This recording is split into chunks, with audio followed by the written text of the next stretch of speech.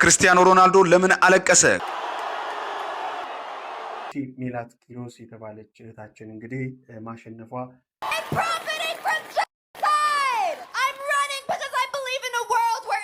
በሬ ሆይ ሳሩን እንጂ ገደሉን መቻ ይፋለን አዲስ አበባ ወደ ክልል ልትቀየር ነው።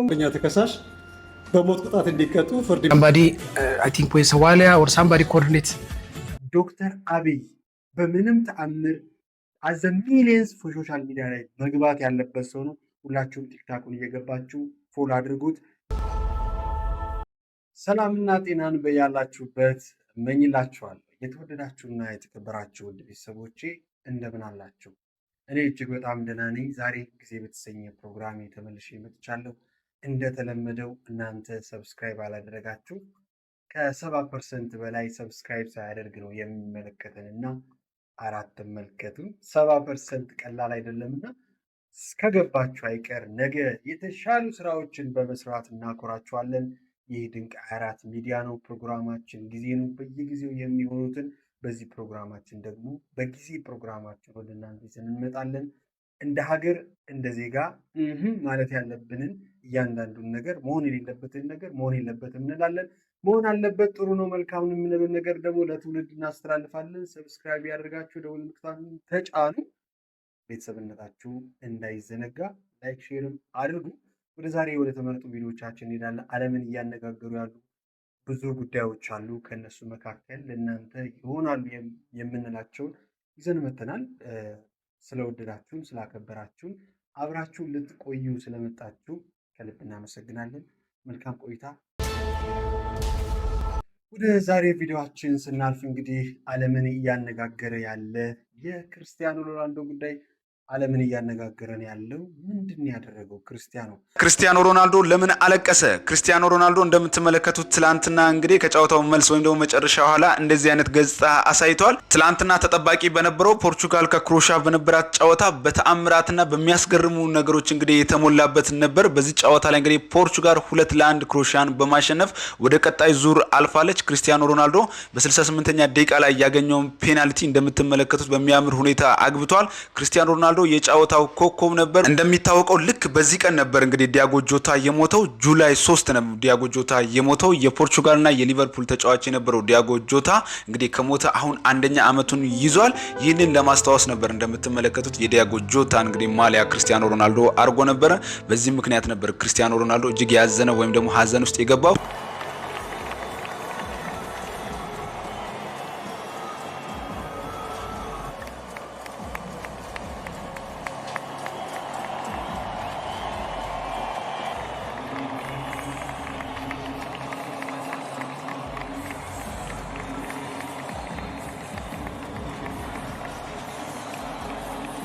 ኳስ እንግዲህ ፍቅር ይሰበክበታል።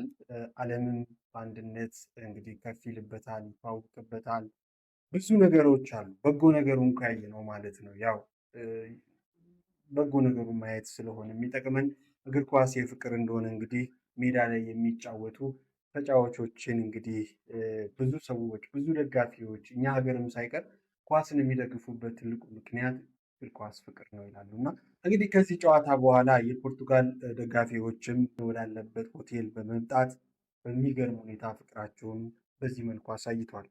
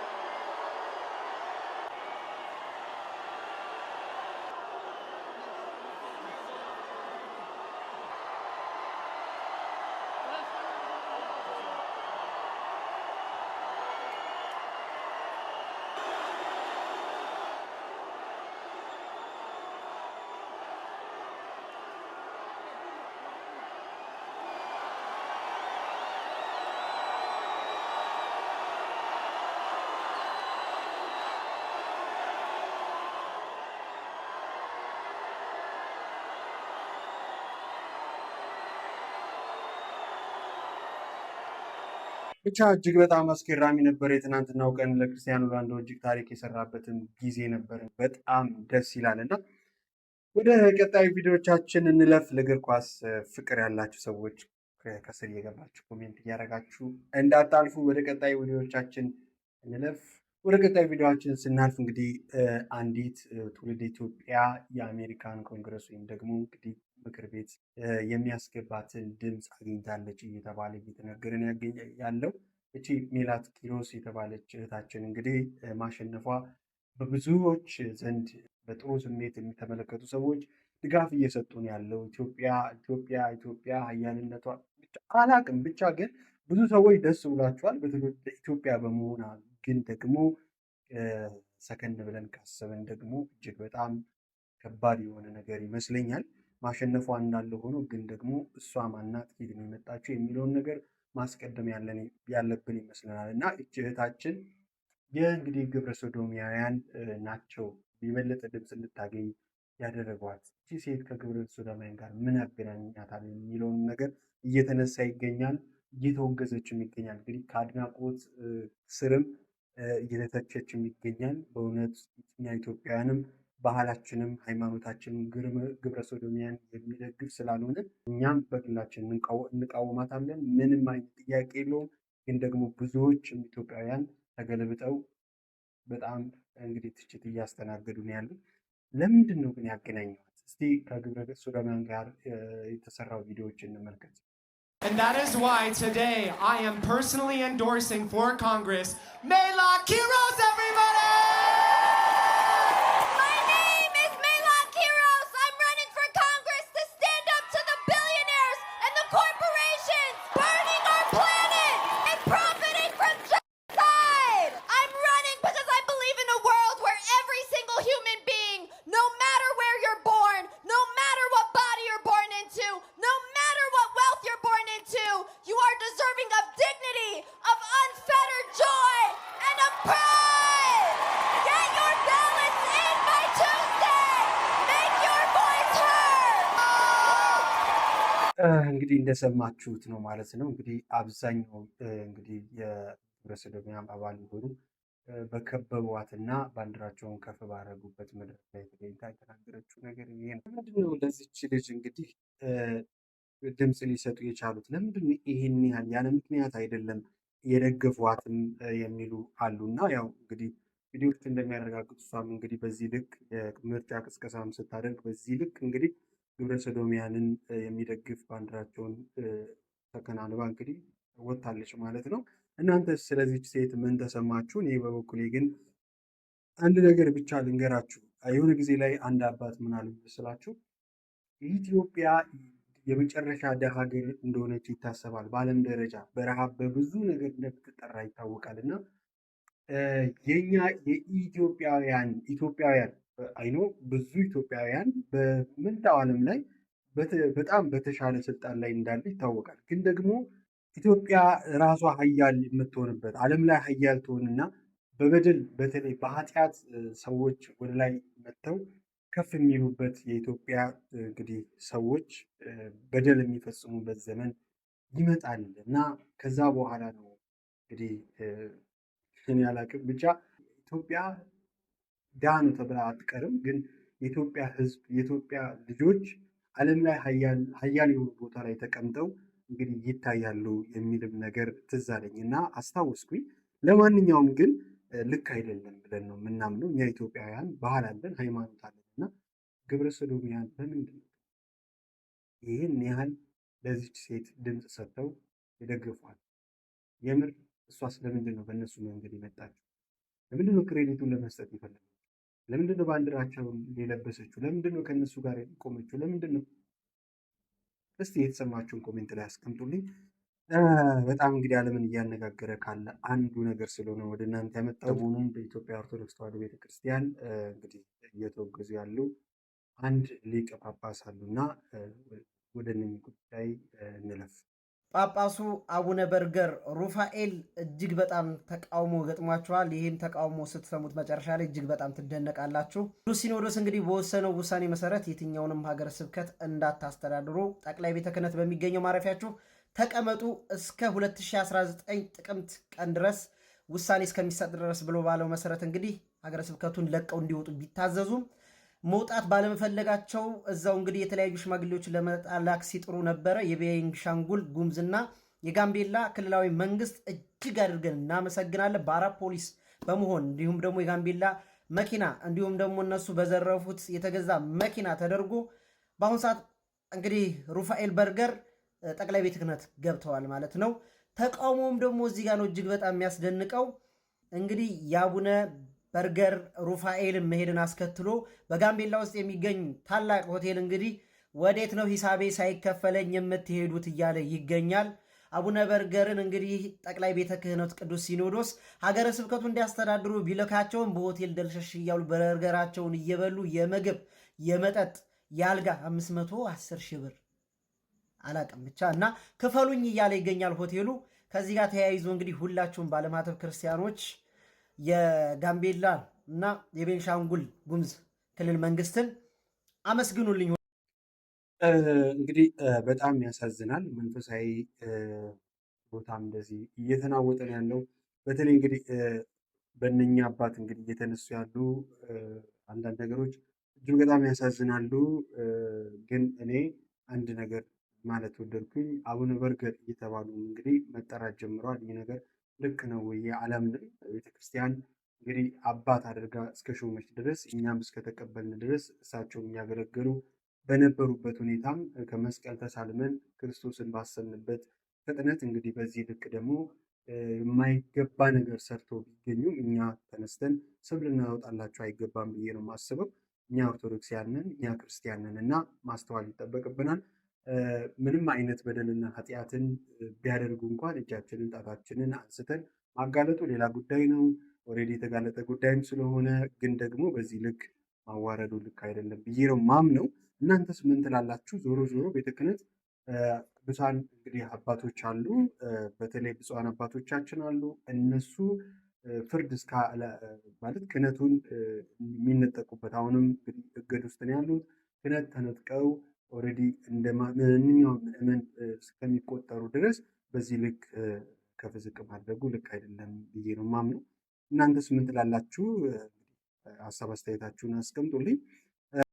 ወደ ቀጣዩ በዚህ በተያያዘ መንፈሳዊ መረጃ ሳልፍ ደግሞ በተለይ አባ ገብረ ኪዳን እንግዲህ ይታወቃል አንድ ትልቅ ልማት ለማስጀመር ባህር ዳር ላይ ይህ ዜና ተሰምቷል። ደስ ስላለኝ ወደ እናንተ ያመጣሁት እንድትሰሙት። የአባ ገብረ ኪዳን ራዕይ እውን ሊሆን ነው። ርዕሰ ሊቃውንት አባ ገብረ ኪዳን ግርማ ግዙፍና ዘላቂ የሕክምና ተቋም ለመገንባት ያመነጩትን ማህበራዊ ራዕይ የባህር ዳር ከተማ አስተዳደር መሰረታዊ ጥያቄውን በመቀበል 30,000 ካሬ ሜትር ስፋት ያለውን መሬት በጉባኤ ቤት ስም አስረክቧል። በዚህ በተረከቡት ታላቅ ይዞታ ላይ በሚመጣው ቅዳሜ ሰኔ 27 ጠዋት ከ3 ሰዓት ጀምሮ ብፁዓን አበው ሊቃነ ጳጳሳት፣ ሊቃውንት ቤተክርስቲያንና ስመጥር ታዋቂ ግለሰቦች በተገኙበት የመሰረተ ድንጋይ በታላቅ ድምቀት ይቀመጣል።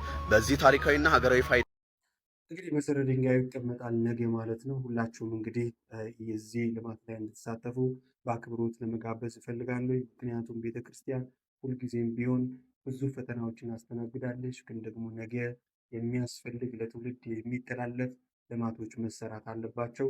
የሚጣሩ ይጣራሉ። አንድ ነገር ብቻ እመኑ፣ ኦርቶዶክስ በጣም ብዙ መከራዎችን አልፋ ዛሬ ላይ ደርሳለች። ዛሬም ያለውን መከራ አልፋ ነገን ትሻገራለች። ምንም አይነት ጥርጥር እንዳይገባችሁ። ግን አትፍረዱ፣ ግን ጣታችሁን አታንሱ፣ ግን አንደበታችሁን በክፋት እንዳትከፍቱ። ምክንያቱም እግዚአብሔር ሁላችንም ስለሚመለከተን ለማለት ፈልጋለሁኝ። ይህንን ካየንና ከሰማን ወደ ቀጣዩ መረጃ ደግሞ ሳልፍ ላሊበላ አንድ እንግዲህ መግለጫ አውጥቷል የሚል እየተመላለሰ ነው ሶሻል ሚዲያ ላይ የሚገኘው። ይህም መግለጫ በተለይ ጽጌ ሮያል በተባለች ቲክታከር ላይ እንዲሁም ደግሞ ከእሷ ጋር ቪዲዮ በሰሩ ሰዎች ላይ የወጣ መግለጫ ነው የሚል ነገር አለ። እስኪ እሱንም እንስማ። የቅዱስ ላሊበላ ገዳም ዓለም አቀፍ ቅርስ አስተዳደር ጽሕፈት ቤት በአሁኑ ሰዓት በማህበራዊ ሚዲያ ላይ እየተሰራጨ ላለው አሳፋሪ ተግባር ጠንከር ያለ መግለጫን አውጥቷል። በሬሆይ ሳሩን እንጂ ገደሉን መቻየህ አንዳንድ አርቲስቶችና የማህበራዊ ሚዲያ ተጠቃሚዎች ለቪውና ለጊዜያዊ ጥቅም ሲሉ የታላቁን የጻድቁን የንጉሱን የቅዱስ ላሊበላን ስም ከልመና ጋር በማያያዝ ስም እያጠላሹ ይገኛሉ። በተለይም በየቤቱ እየዞሩ በሚለምኑ የህብረተሰብ ክፍሎች ላይ የቅዱስ ላሊበላን ስም በመለጠፍ ታሪክን በማዛባትና እንዲሁም ደግሞ ሌሎች ነገሮችን ማድረግ የድንቁርና ጥግ ነው ብሏል። የቅዱስ ላሊበላ ህዝብ ታታሪ ስራ ወዳድና እንግዳ ተቀባይ እንጂ ከዚህ አይነት ነገር ጋር ምንም አይነት ግንኙነት የለውም። እዚህ በለመና የሚታወቁ አካላት ከቅዱስ ላሊበላ አካባቢ በታሪክም ሆነ በጂኦግራፊ ምንም አይነት ግንኙነት የላቸውም። ይህ ድርጊት በህግ የሚያስጠይቅ ወንጀል መሆኑ አሳስቦት ጥፋቱን ያጠፋው አካላት በአስቸኳይ በአደባባይ ይቅርታ እንዲጠይቅ ጠይቋል። ካልሆነ ግን ጉዳዩን ወደ ህግ አደባባይ እንደሚሄድ አስጠንቅቋል። እስቲ ምን ሰራች የሚለውን ነገር ደግሞ ምናልባት ያልሰማችሁ ስለምትኖሩ ላስደምጣችሁ።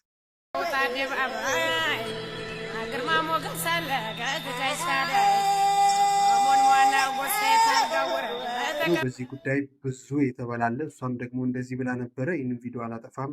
ይቅርታ በይለማኝ አንቺ ነኝ ይቅርታ ትኛለሽ ማለት ነው። አንቺ ነኝ ይቅርታ ብለሽ ጥላሽ አታምኝ ተቀልዳላችሁ ማለት ነው።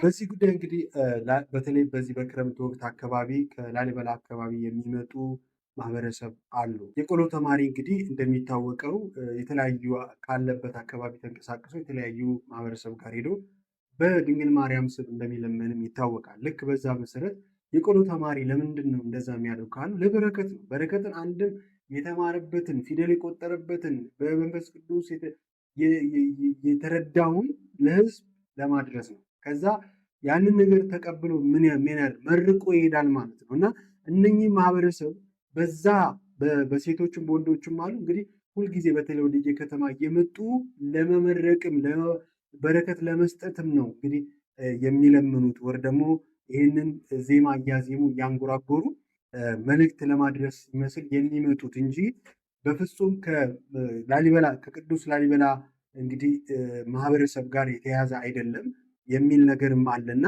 እስቲ ለማንኛውም ይህንን ነገር እናንተ ምን ትላላችሁ? እንግዲህ በአንድ ወገን ምንድን ነው የተነሳው?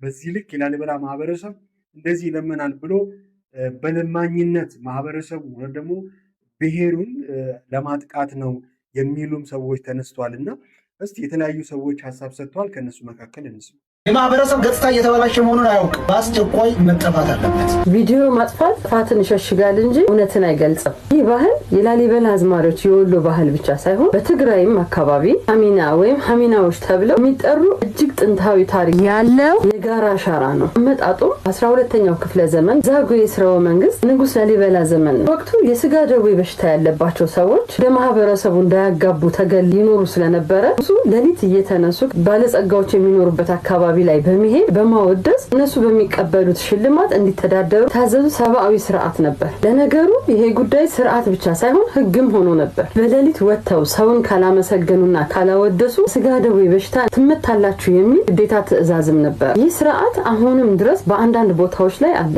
ነገር ግን ይህንን ባህል አሁንም ሰዎች ወደውት ሳይሆን በአንዳንድ ገጠራማ ቦታዎች ላይ አሁንም መገለሉ ስላለ የዕለት ጉርስ ለመሸፈን ይጠቀሙበታል። በአጭሩ የታሪኩ አመጣጥ ይሄ ነው።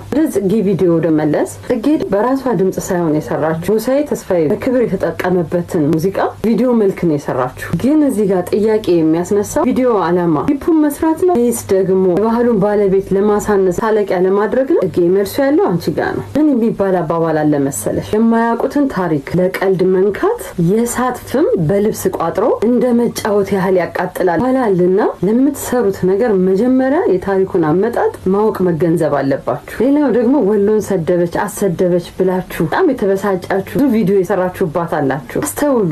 በአንድ ታሪክ አላዋቂ ወይም ኮሜንት ሰጪው ላቻ ምክንያት የወሎ ህዝብ ክብር ቅንጣት ታክል አይቀንስም እና በንዴት የምትሳደቡ ሰዎች አትሳደቡ። ስድብ መፍትሄ አይደለም። ስድብ ባህልን አያነጻም። ፍቅር ግን ክብርን ይመልሳል። ምን ይባላል መሰላችሁ? ስለ ወሎ ክብርና ደግነት ለማውራት ልብህን ከክፋት አይምሮህን ከጥላቻ መጽዳት ይቀድማል ይባላል። ወሎ ጠሎች የታሪክ መዝገብ ሳታገላብጡ በጭፍን ተነስታችሁ ወሎ ለማኝ ነው ብላችሁ ካሰባችሁ ጥቂት ልበላችሁ። ወሎን መሳደብ የታሪክ መሀይምነት ብቻ ሳይሆን ራስን ማንነት ማዋረድ ነው። ምክንያቱም ወሎ የሀገር ውበት፣ ቅርስ መዘክር፣ የፍቅር ማማ፣ ቅኔ፣ የዜማ ማህደር፣ የቅኝት ፈጣሪ፣ የጀግኖች አጥር፣ መቻቻል ለምሳሌ የኢትዮጵያ ሉዓላዊነት የተረጋገጠበት ትልቁ የድል ታሪካችን የተጻፈበት የነጻነት ውል የተፈረመባት የታሪክ እምብርት ወሎ መሆኗን ዘንግታችሁት ነው። ሀገርን በታሪክና በባህል የመገበ ህዝብ ማቃለል የቆሙበትን ምሰሶ በክብሪት እንደመጫር ያህል ነው። ድርቅ የተፈጥሮ አደጋ እንጂ የማንነት መገለጫ እኮ አይደለም። 1966 እና በ1977 ተምረት የተከሰተው ድርቅ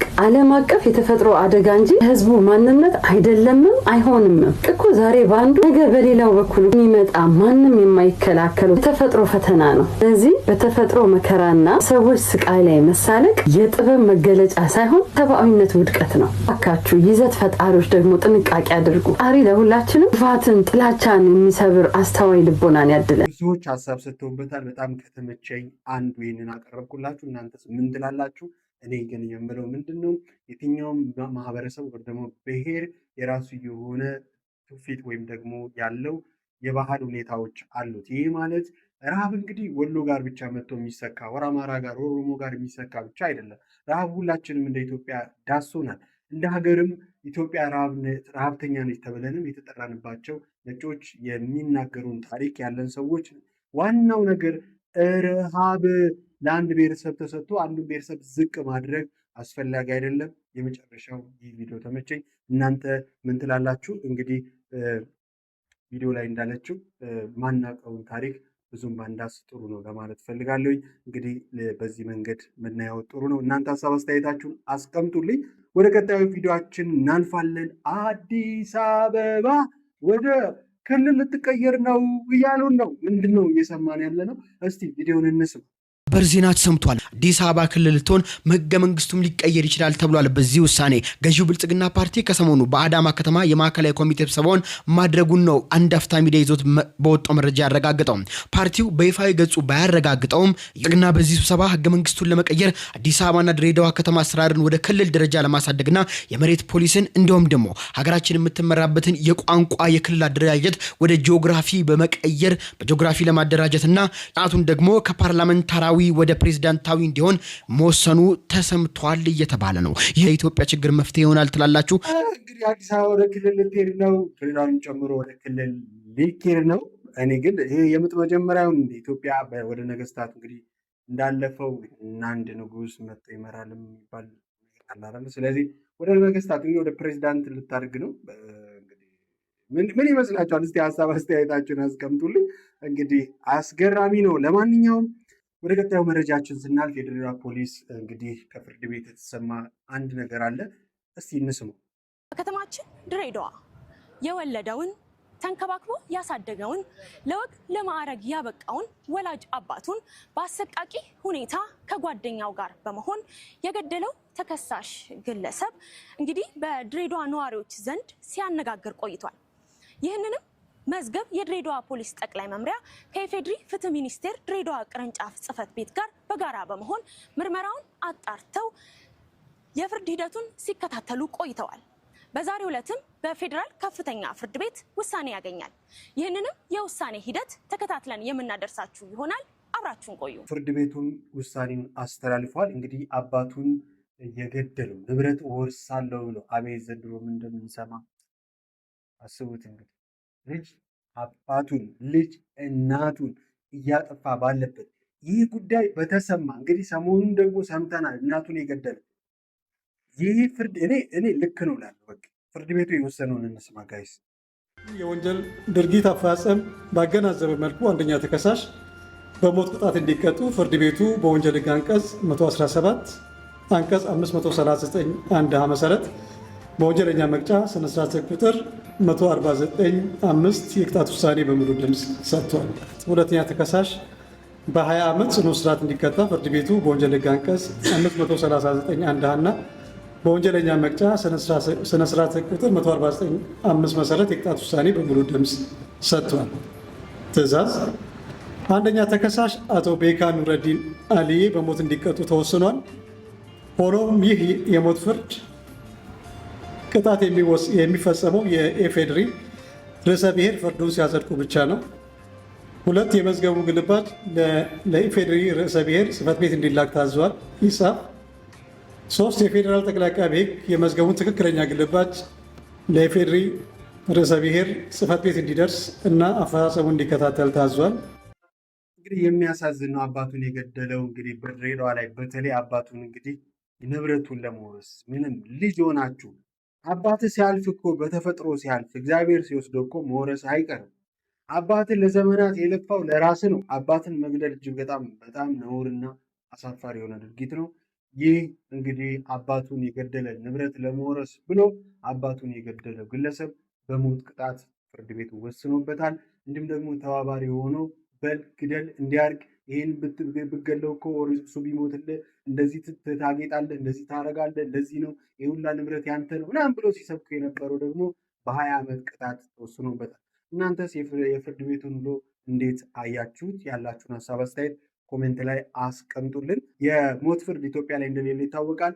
ግን ደግሞ የኢፌዴሪ ፕሬዝዳንት ይወስናል ወይ የሚለውን አብረን የምናየው ይሆናል። በተለይ የኮሜዲያን አሌክስ ጉዳይ ማለት ነው። ጓደኞቹ ነዋሸው እንዴ እንግዲህ አሁንም ወደ ሆስፒታል ገብቷል ወንድማችን አሌክስ። እግዚአብሔር ይማር ለማለት ፈልጋለሁ። እንግዲህ ኮሜዲያን አሌክስ ሊያዩ እጅግ በጣም በሚገርም ደስታ እንዲህ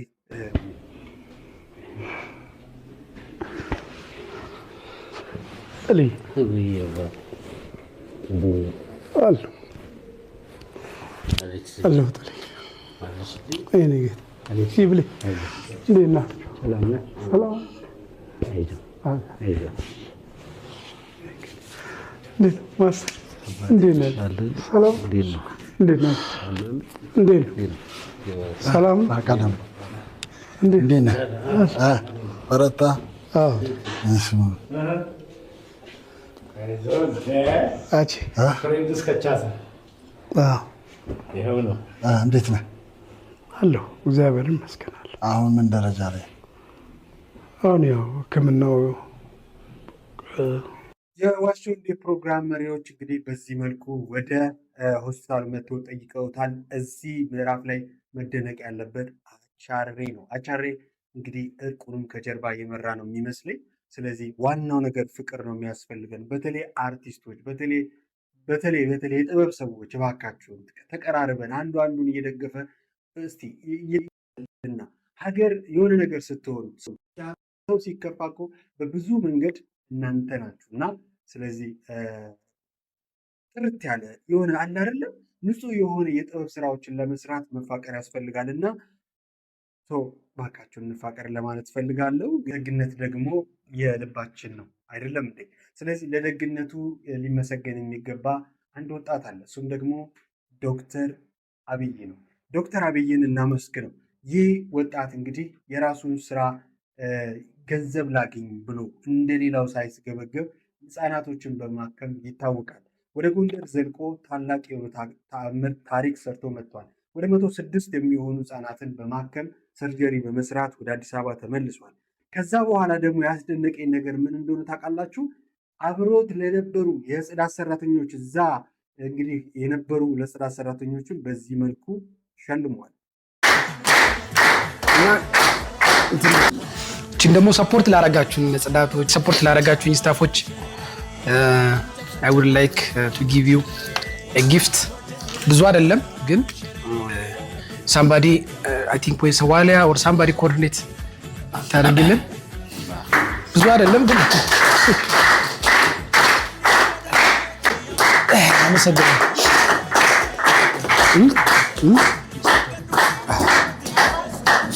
ሶ ሞር ስታግዙ ለነበራችሁ ለጽዳቶች፣ ለፖርተሮች ሞር ለእናንተ ሰፖርት ላደረጋችሁን ስታፎች እንዲሆንልን ነው የምፈልገው እና ያው በጣም አክቲቪቲያችሁን ስላየው ነው እንዴት ልጆችን እየሮጣችሁ እያዛችሁ እንደምትመጡ እያዛችሁ እንደምትወጡ ከአንስቴጂያ ሲነቁ ወደ አንስቴጂያ ይዛችሁ ስትገቡና ምን ያክል ከባድ እንደሆነ አውቃለሁ። አንዳንዴ ወፋፍራም ልጆች አሉ በጣም ጉልበት የሚፈልጉ ግን ሳንነግራችሁ በጣም ኮኦርዲኔት እኔ አንዳንዴ በጣም ይገርመኝ አብራችሁን ከዚህ በፊት የሰራችሁ ነው የሚመስለኝ። እኔ በብዛት መስራት ለምንጀበታለሁ እንደ ቲሜ ግን እናንተ በአንድ ቀን የተዋህዳችሁ ስትሰሩ የነበራችሁና ሶዋሊያ ፖርተሮቹንና ጽዳቶቹን በጣም ከልብ አመስገነሽ እንድትሰጭልኝ ይፈልጋል።